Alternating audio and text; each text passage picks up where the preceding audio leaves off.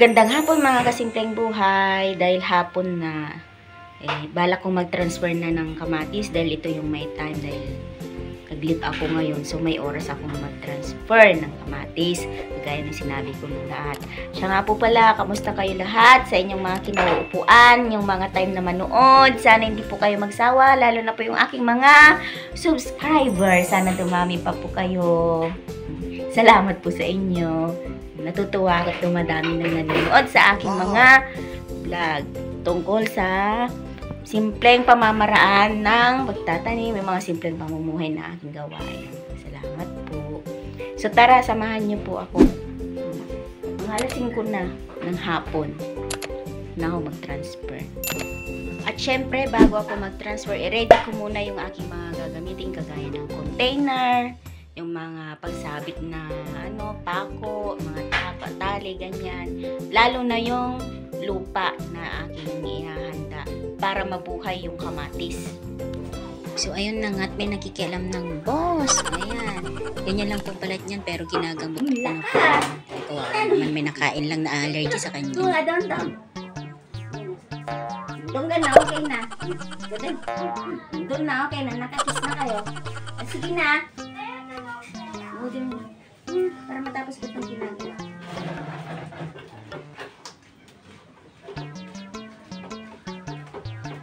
Ay, doon na. Hindi naman kayo marunong dito eh. Sige na. Hindi doon. Simba yung anak mo pinuntahan na ni Mamba. Lagot ka. Kita mo yun doon, oh. Binuwan na. Lagot ka. Alis ka doon. Bumalik pa.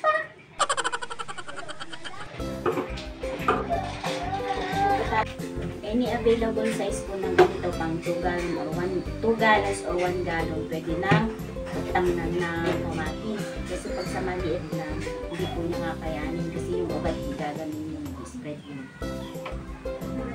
Limited lang yung space niya. So, hindi sure kung mabubuhay. So, kailangan ganitong size. Para maraming lupa ang mailagay.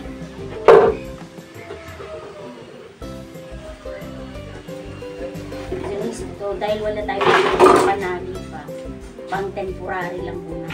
I-blend ko na lang siya. So, ayun na nga't pinagpuputol ko na para malagyan ko ng tali ang mga container. Kasi mga hapon na rin po yan. Mabilis lang po magdilim.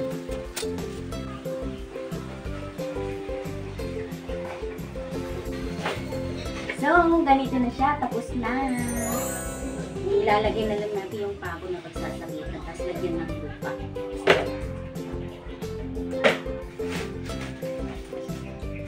Itong lupa po na ito ay yung mga pinagsama-samang nabubulok na gulay, siya ng itlog, prutas.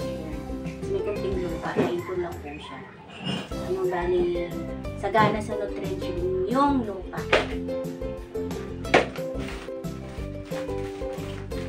Sa totoo lang po, kaya ko ginagawang binubukod yung mga nabubulok kasi nga para malinis din ang iyong basurahan para hindi mamaho. Kawawa din kasi yung naghahapot.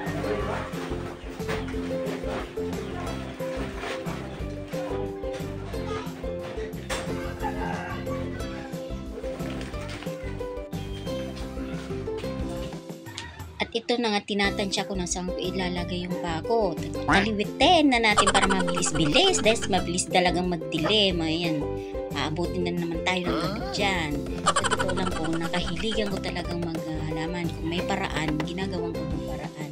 Tapat lang po yan ng kanal, hindi naman po sagabal sa mga dumadaan. Tsaka laking tipid din po pag may container garden ka. Pag may mga container ka na ganyang kalalaki, pwede na. At least, nakakasig ka kahit paano sa mga iluluto mong gulay. O diba? Lalo na ngayon, ang mahal-mahal ng mga bilhin. Diyos ko po! At na nagtataasan, hindi na mapigilan. So, ayan na nga, piniligan ko muna yung seedlings na kamatis para madaling mabunod sa lupa. para hindi rin maputol yung kanyang mga ugat. Pag once na naputol yan, malalanta ho yan. Tsaka tips po pala para hindi madaling malanta, sa hapon nyo itatransfer, tapos kinaumagaan lagyan nyo ng silong, kahit anong pang silong dyan, yung dahon ng saging o di kayong balat ng saging, para hindi direktang naaarawan habang hindi pa siya nakaka-recover sa pagkakatransfer. At sana nga mabuhay to dahil ang variety nito ay yung malalaki, yung parang kalabasang itsura ng kamatis. Masarap po yun. Yung sinasawsaw lang sa bugoong isda at saka konting sibuyas. Wow, sarap! Kahit yun lang ang ulam, pwede na. O di ba nakatipid ka na sa ulam? Dahil nagmamahal na araw, siguradong magmamahalan na naman ang mga bilihin sa gulay. Mga kasimpleng buhay, ano pang hinihintay nyo? Try nyo na rin po mag-container garden. At least nakatulong na kayo sa inang kalikasan, di ba?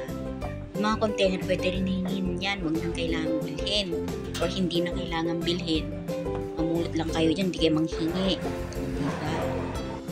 Tapos may nabubulok kayong mga prutas, gulay, ipunin nyo sa isang sako, hindi kaya sa isang drum. Tapos lagyan kunting lupa para hindi masyadong mamaho. Pwede na siyang pang halaman. Ito nga, tinapos ko na dahil minamadali na akong aking little boss na gutom na daw. Ito na po yung resulta. Pasensya na po kayo kasi medyo blur dahil gabi na dyan. Di pa ako masyadong marunong mag-set up ng camera. Ayan na yung tsura niya. Kamatis. At ito po yung itsura niya kinaumagahan. Nga, hindi na po siya nalanta. Kinuha ko po yan ng pagkahapon.